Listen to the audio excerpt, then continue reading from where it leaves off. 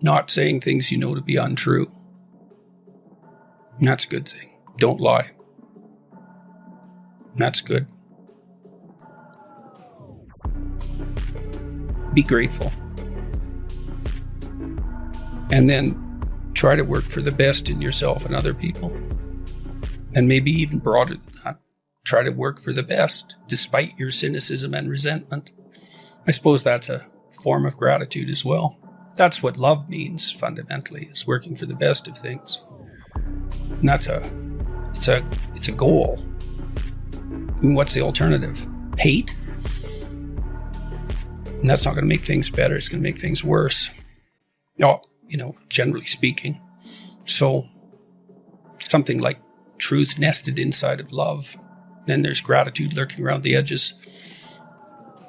Beauty is important. More art, right? Yeah, well, more beauty, period. Everywhere. That would be nice. It's kind of intimidating, beauty. What do you mean? What do you mean by that?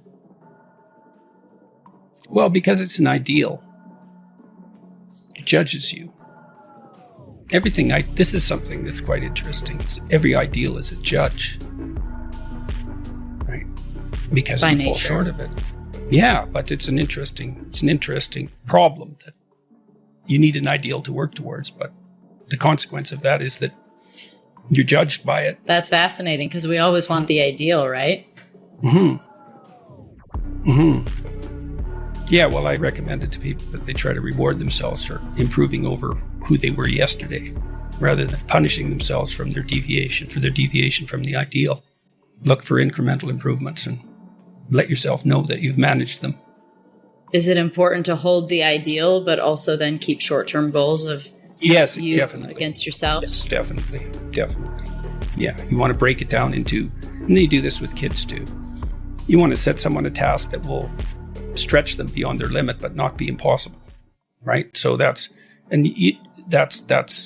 part of being intelligent and careful within a relationship, because it'd be nice to facilitate success. I mean, maybe it has to be punctuated by failure from time to time, but that's one of the things you do as a therapist, is try to set things up so that people succeed in moving towards their goals. Try to make the tasks small enough so that they're a reasonable probability that they will be completed successfully.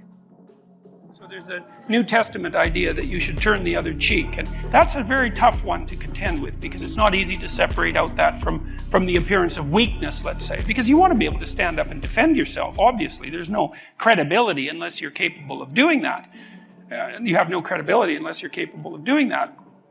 In the interview that you're referring to, I attempted to use minimal necessary force, and all I was doing was deflecting accusations that, as far as I was concerned, had nothing to do with me.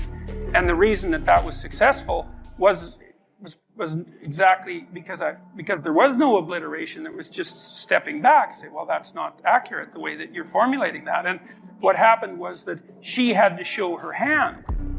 And it was her showing her hand that produced the consequences that were associated with that video, which I think is being viewed, the video itself, about 11 million times, and the various clips and cuts is probably 50 million by now.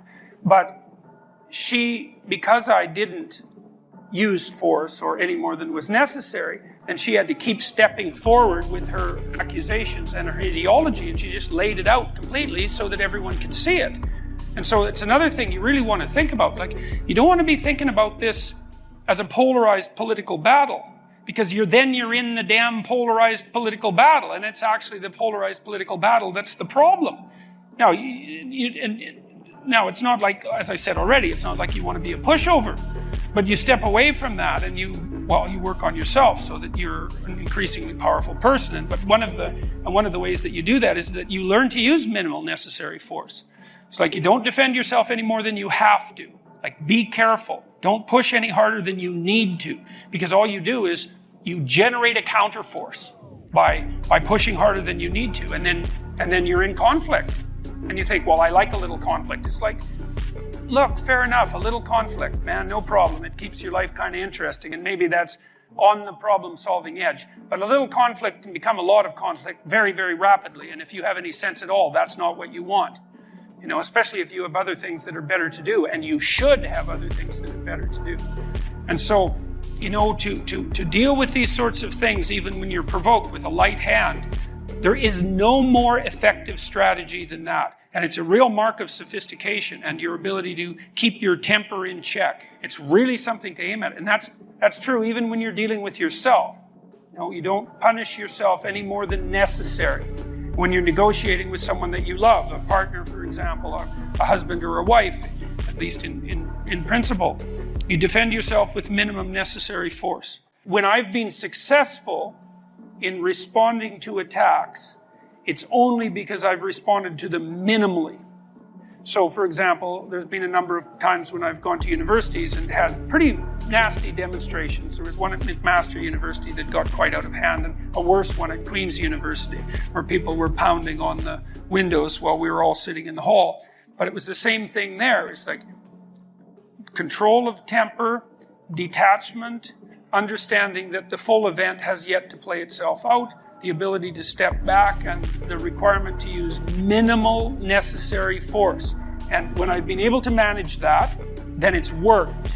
And if my temper gets riled up, and I have a temper, and if it gets riled up and I start to lash out more than necessary, then that goes badly right away. And I can see that in the comments, and I can see that the memes that are made of me turn a little bit more mean instead of funny. And so this is really an important thing to know. It's like, keep your temper under control. Don't burst out into self-righteous anger, in particular against those that you might regard as your political enemies. It is not going to help you. It's not going to help the cause. It's not going to help anything. You can accomplish what you want to accomplish if you're being wise about it by being eminently reasonable. That's the thing, is you can have reason on your side, and I mean reason in the best possible sense. It's like you don't have to be temperamental and impulsive in this sort of situation. You can try to put yourself together, which I would highly recommend, and then you can lay yourself open to the attacks. Now that means you should be able to defend yourself. You should have the articulated structures at hand.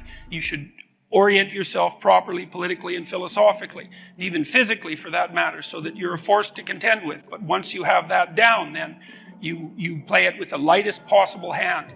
And that way also you have the highest probability of changing the minds of people who are possessed by an ideology so that they can rejoin the productive political dialogue. And that's what you want. You don't want to defeat them. First of all, good luck with that.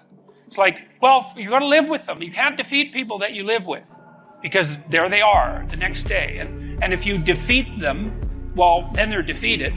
Maybe that's not for the best. And second, it's not like they're happy about the fact that they're defeated. It's not like they're not going to be waiting around to find out when they can defeat you next. It's like if you're married to someone, think, well, I won that argument. It's like, no, you didn't. No, you didn't, because there that person is, waking up next to you the next day. And so, if you won, and they're defeated and humiliated because of it, then the probability that they're going to react properly to you, if they have any sense at all, is very low. And so what you want is you want to negotiate your way to a sustainable peace. And that's what you want to do in the political realm too, because, well, in this country, there's a certain amount of polarization. I don't think it's anywhere near as bad as the media is making it out to be as they go through their death spirals and generate clickbait like mad. Because, in the US, you guys have been voting 50% Republican and 50% Democrat for about 20 years, right down the middle. It hasn't changed that much.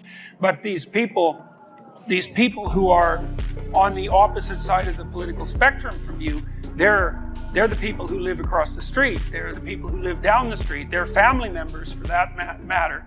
And you're going to have to live with them. It's like you don't want to defeat them. You want to bring them back into the reasonable political dialogue. And you do that by having a certain amount, first of all, by getting your act together so that you're a credible and admirable person. But then by having some forbearance and negotiating towards peace. Think about what you want as a victory. You want a victory where you're surrounded by the corpses of your defeated enemies, Or do you want a victory that constitutes peace? Well, that's what you want. And in this country, I mean, you've been able to maintain that for a very long period of time, excluding the Civil War, let's say. And there's been other periods of polarization, like in the early 1970s. You don't want this to be a victory. You want this, not in that sense. You want to decrease the polarization, to bring everyone back under the umbrella of intelligent conversation. And you want to also know that just as you perhaps are temperamentally predisposed, being more conservative, to standing for patriotism, standing for the what would you say, let's say patriotism, we'll leave it at that, and for the utility of hierarchies, that there are people who need to speak for the dispossessed, and you have to engage in a dialogue with them for your own good as well as theirs. Because healthy hierarchies do take care of the people who are dispossessed by the hierarchies, and that's one of the things that makes them stable. It's not an easy thing to figure out how to do, right? I mean, you don't do it self-evidently by things like redistribution of income, but it's still a universal. The problem of the dispossessed is a universal problem, and it has to be addressed, and that's why you need the political dialogue. So no victory. Peace is the goal, not victory.